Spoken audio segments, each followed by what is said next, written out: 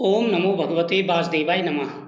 HS Bhardwaj YouTube channel पर आप सभी का स्वागत है। माघ शुक्ल एकादशी अजा एकादशी की कथा। धर्मराज युधिष्ठिर बोले कि हे भगवान, आपने माघ मास के कृष्ण पक्ष की षटतिला एकादशी का अत्यंत सुंदर वर्णन किया। अब आप कृपा करके माघ शुक्ल एकादशी का क्या नाम है, व्रत की विधि और उस दिन कौन से देवता का पूजन किया जाता है, विस्तार पूर्वक कहिए। श्री कृष्ण भगवान कृपा पूर्वक बोले कि हे राजन, इस एकादशी का नाम जया है। इसका व्रत करने से मनुष्य सभी प्रकार के पापों से छूट जाता है। ब्रह्म इत्यादि पापों से छूटकर स्वर्ग की प्राप्ति होती है। पिशाच आदि योनियों से भी मुक्ति मिल जाती है और जाने अनजाने में किए गए पापों का नाश हो जाता है। विधि पूर्वक इसका व्रत करना चाहिए। अब मैं तुमको पद्म पुराण की एक कथा सुनाता हूँ। हे राजन, देवराज इंद्र स्वर्ग में राज करते थे और अन्य सब देवतागण सुखपूर्वक स्वर्ग में रहते थे। एक समय इंद्र अपनी इच्छा अनुसार नंदन वन में अप्सराओं के साथ क्रीड़ा कर रहे थे और गंधर्व गान कर रहे थे। उन गंधर्वों में प्रसिद्ध पुष्पदत्त तथा उसकी कन्या पुष्पावती और चित्रसेन तथा उसकी स्त्री मलिन भी थे। मलिन का पुत्र पुष्पवान और उसका पुत्र माल्यवान भी उपस्थित थे। उस समय पुष्पवती नामक एक गंधर्व स्त्री माल्यवान को देखकर उस पर मोहित हो गई और काम बाण से चलायमान होने लगी। इसलिए कहते हैं हमेशा इंद्रियों पर विजय अवश्य करनी चाहिए, विजय पानी चाहिए, और विजय पाने का एकमात्र साधन है भगवान की भक्ति। उसने रूप, सौंदर्य, हाव भाव आदि द्वारा माल्यवान को वश में कर लिया। पुष्पवती की सुंदरता को देखकर माल्यवान भी उसके ऊपर मोहित हो गया। अतः ये दोनों कामदेव के वश में हो गई, परंतु फिर भी इंद्र के बुलाने पर नृत्य गान के लिए जाना पड़ा और अप्सराओं के साथ गाना शुरू किया। परंतु कामदेव के प्रभाव से उनका मन न लगा और अशुद्ध गायन करने लगी। उनकी भाव भंगनियों को देखकर इंद्र ने इनके प्रेम को समझ लिया और इसमें अपना अपमान समझ इन्हें श्राप दे दिया। तुम स्त्री पुरुष के रूप में मृत्युलोक में जाकर पिशाच का रूप धारण करो और अपने कर्मों का फल भोगो। यानी इंद्र ने इन दोनों को श्राप दे दिया।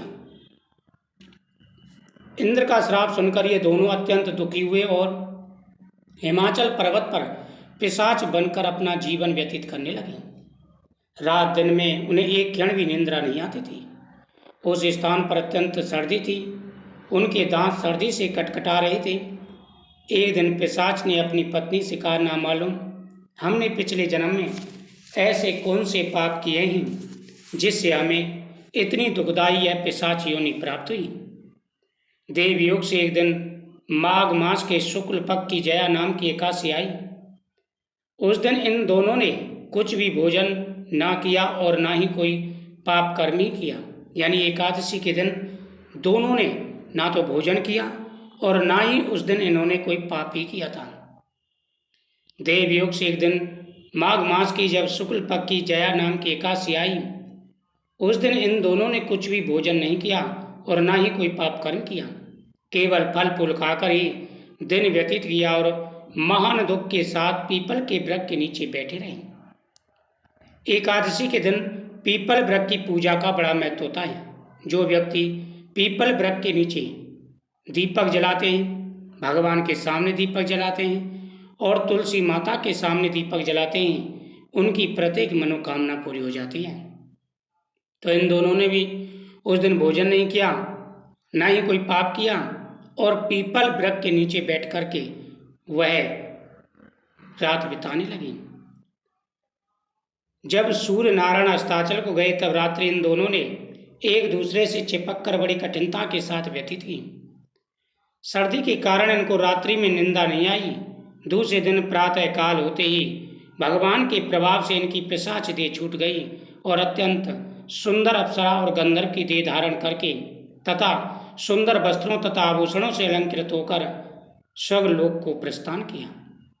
इस दिन ओम सर्वादा विनिमुक्तो धन्य धान्यम सुतान्वितः मनुष्यो मृत प्रसादिनम भविष्यति न संशय। जो व्यक्ति एकादशी का व्रत करते हैं, रात्रि को जागरण करते हैं, एक पैर ही चाहे सही, अगर 12 बजे तक भी आप रात्रि जागरण करते हैं तो आपके जीवन में आ रहे सारे कष्ट दूर होंगे। एकादशी का दिन सबसे बड़ा दिन है। अगर पूरे नियम के साथ में एकादशी का व्रत किया जाए तो जीवन में कभी कोई कष्ट नहीं आता। इन दोनों ने अनजाने में एकादशी का व्रत किया, रात्रि जागरण किया, इससे यह पवित्र हो गई। उस समय आकाश में देवतागण तथा गंधर्व इनकी स्तुति करने लगे। यानी जो पुण्यात्मा होते हैं, जो पुण्य का कार्य करते हैं, देवता भी उनकी स्तुति करते हैं। स्वर्गलोक में जाकर इन दोनों ने देवराज इंद्र को प्रणाम किया। इंद्र ने इनको अपने प्रथम रूप में देखकर अत्यंत चकित होकर पूछा कि तुमने अपनी पिशाच योनि से किस प्रकार छुटकारा पाया, सो आप मुझे बताइए। इंद्र इनको देखकर के अचंभित हो गया कि मैंने तो इनको श्राप दिया था, फिर इन्होंने अपनी इस श्राप से मुक्ति किस प्रकार पाई। इंद्र ने कहा कि मुझे विस्तार से बताइए कि श्राप से तुमको मुक्ति किस प्रकार मिली और पिशाच योनि से कैसे छुटकारा मिला।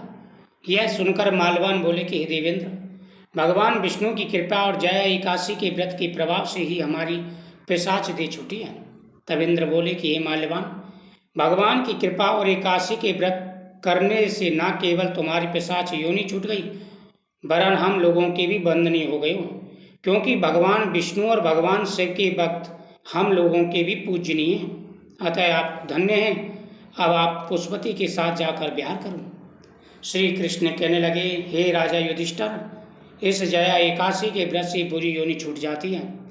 जिस मनुष्य ने इस एकादशी का व्रत किया उसने मानो सब यज्ञ जप दान आदि कर लिए। जो मनुष्य जया एकादशी का व्रत करते हैं वे अवश्य 1000 वर्ष तक स्वर्ग में निवास करते हैं। इसमें बिल्कुल भी संशय नहीं करना चाहिए। एकादशी का व्रत सभी प्रकार की मनोकामनाओं को पूरा करने वाला है,